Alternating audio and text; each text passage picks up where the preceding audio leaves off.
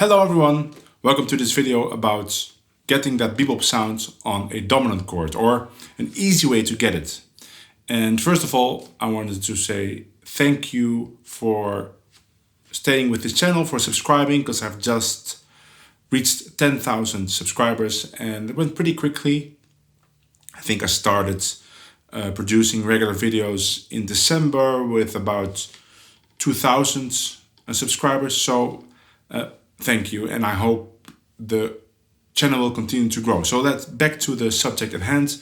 We're talking about getting the bebop sound on dominant chords. And maybe if you don't come from jazz already, you're trying to get that sound by using the pentatonic scale and trying to search for lines inside the pentatonic scale, or maybe you're trying to mold the Mixolydian mode into sounding like bebop, but it is certainly possible, but it's not the easiest way. So let me show you a very easy way to get this sound, and that is by learning some lines.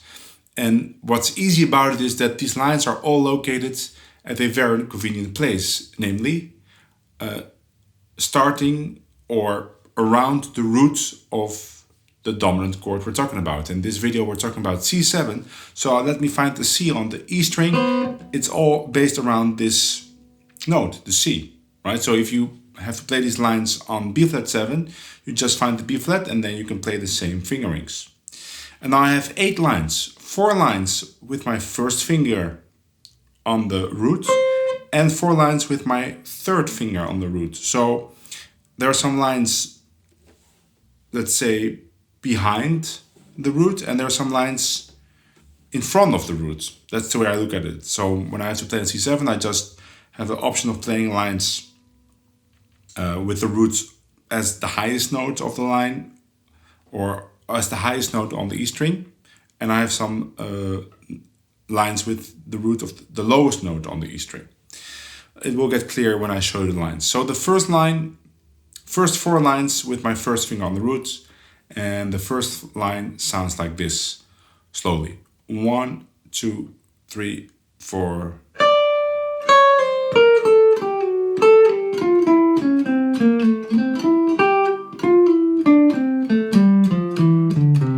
One, two, three, 4.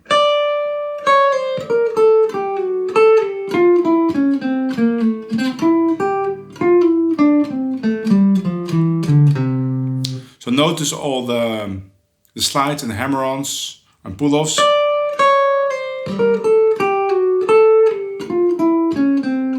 Of course, you don't have to do that. You could pick every note. Works fine. I just like playing this particular line with a lot of those legato techniques.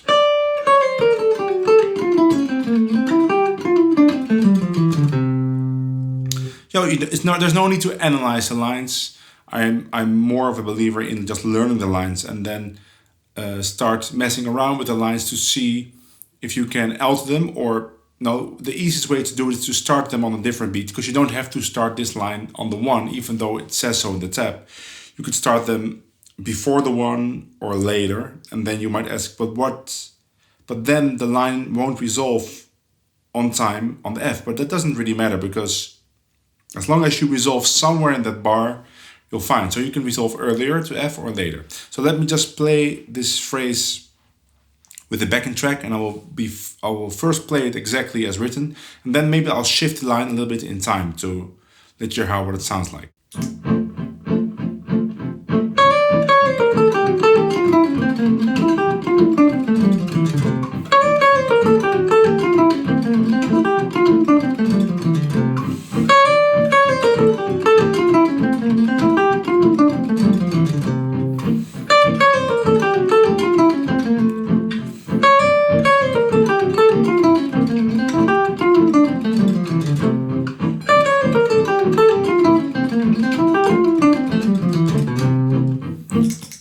So I was shifting it around, changing the rhythms, even maybe changing the notes a little bit. It's all based on the same line, so you don't have to transcribe that. Just practice the line as written, and then start experimenting with the line by altering it in any way that you think sounds good. And then sometimes you'll do something that doesn't sound as good. I think I played it at a really strange place. And then I try to remember not to do it again. And things that I do like, I try to remember. Okay, the next line sounds like this.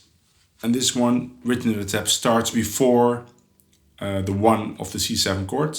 But of course, you could play that differently, just the same way I did with the first line. So let me demonstrate it to you slowly.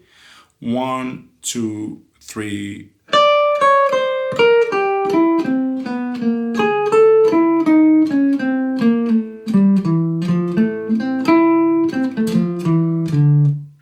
So the nice thing is it ends on the 6, right? That's a typical bebop thing to end on the line not on the roots. So don't end on the F. You know, I'm ending on the 5th or the 6th or the 3rd, and especially the 6th is a very nice sound. Another thing I can say about bebop lines in general is that there's a lot of chromaticism in those lines. That's the big difference maybe between bebop and gypsy jazz, is that both styles try to, or solo lines in both styles connect arpeggios of different chords, but in gypsy jazz there is maybe a little bit more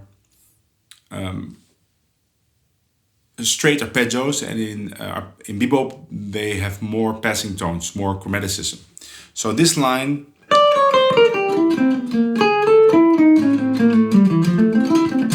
there's also a lot of arpeggio work in it, but there is some chromaticism, and the previous line even more. Okay, let me play this line with the backing track, and maybe I'll play around with it also.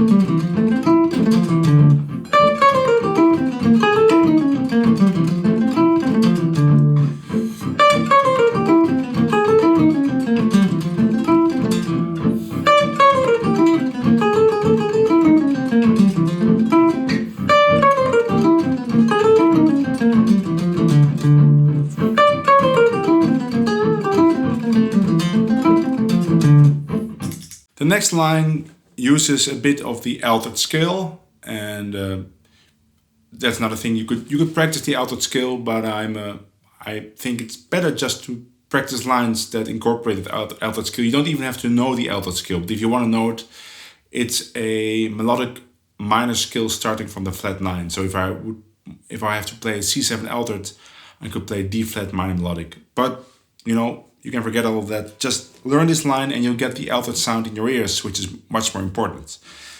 Slowly, the line sounds like this. 1, 2, 3, 4, 1.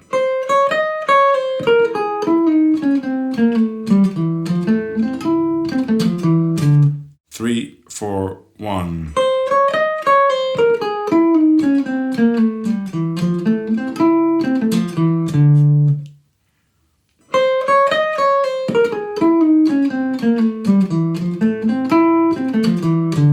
Again, it has the same ending as the previous line, but of course you could also combine the endings of other lines with the beginning.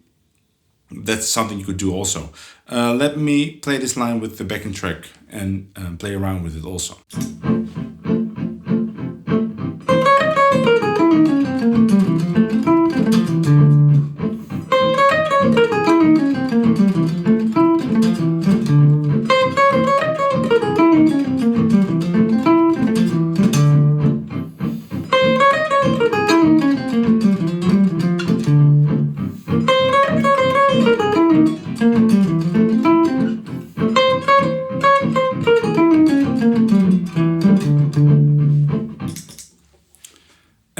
Fourth line is a line that uses part of the whole step, half step, whole step, diminished scale.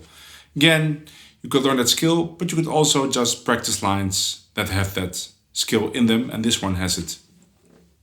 Slowly the line sounds like this. 1, 2, 3, 4.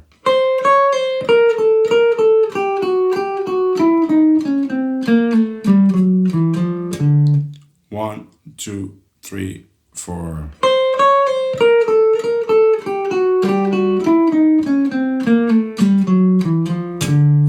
ending, typical bebop thing, they call that an enclosure. So you could try to put the end of this line with the previous line. Let me see if I can do it on the fly. Right? So the endings and the beginnings, they are interchangeable. Okay, let me play the line as written in the tab with the backing track.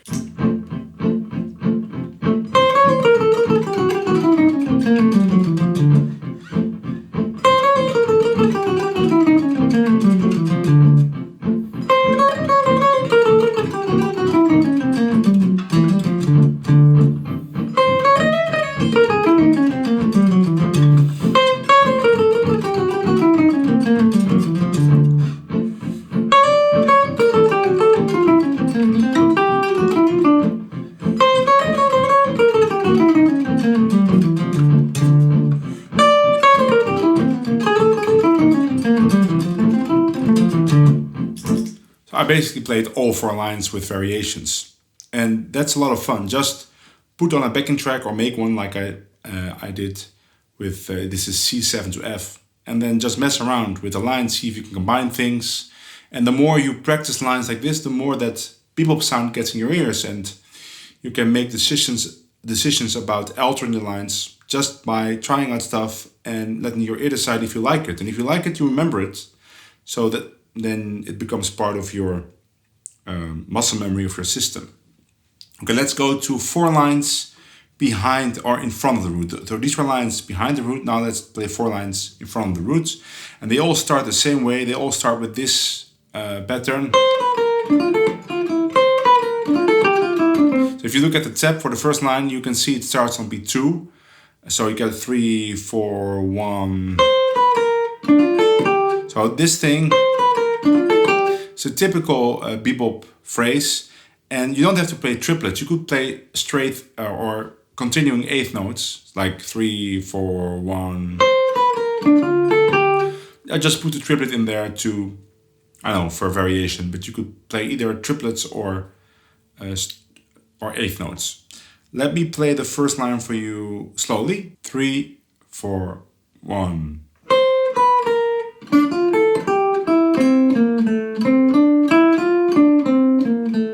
4, 1.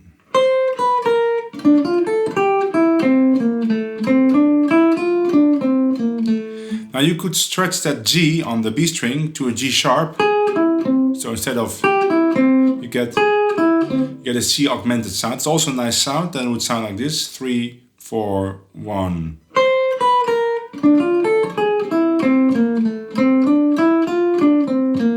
But then you would have to stretch that note. Just practice that. Or without the stretch.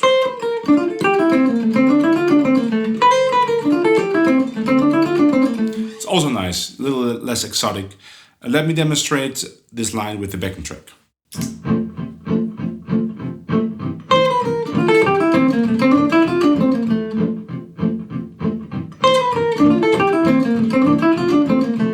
The stretch.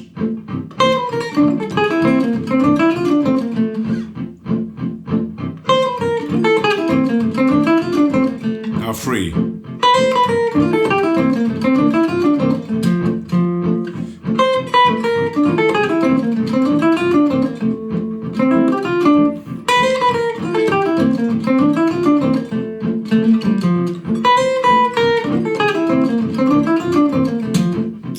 The next line starts exactly the same way on B2 in the tab, and it's a very similar line. It's a little longer. You could almost see it as a variation of the previous line. Sounds like this: 3, 4, 1.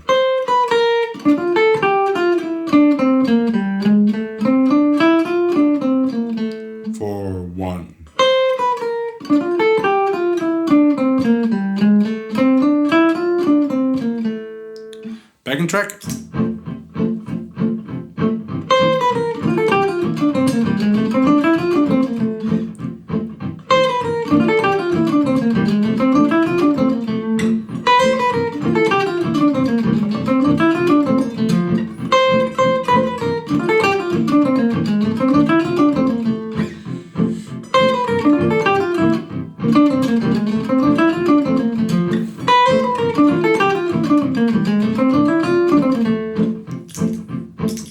with variations also, of course.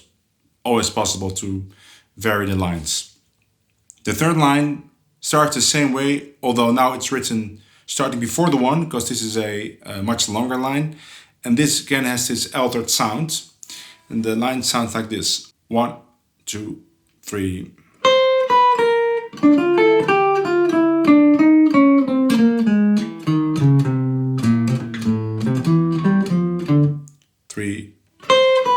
Three, 2, 1, 2, 3.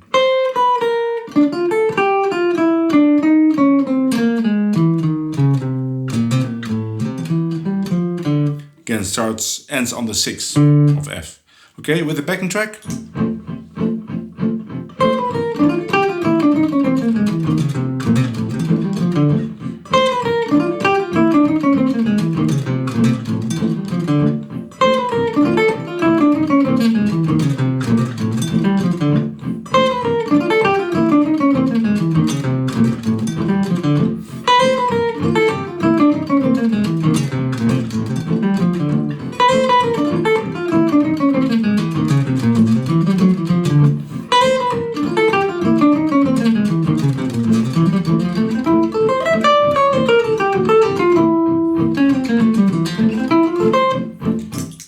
So there I went from this line into the first line of the previous set. And then the last line is also a longer line. Again, starts before the 1 in the tab, but you can pretty much start it anywhere. And it sounds like this. 1, 2, 3.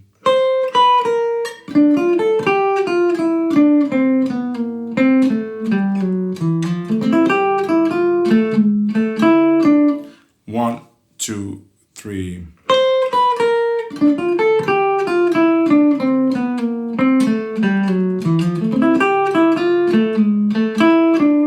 So notice in this line there's a couple of slides, which makes it pretty hard to do. So the first slide you could also pick, I think.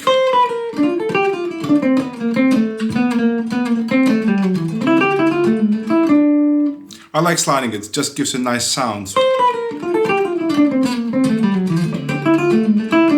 But you gotta be careful not to rush the slides. That's always a problem if you have slides, especially if you have that many slides in a row, to rush the slides. So just hold them back. And then this typical horn thing to do. This kind of flurry of notes. And it's an effect. So if you miss some notes there, it's not the biggest problem. Just if you hear a lot of notes and the first and the last one, you'll be fine. Okay, with the backing track.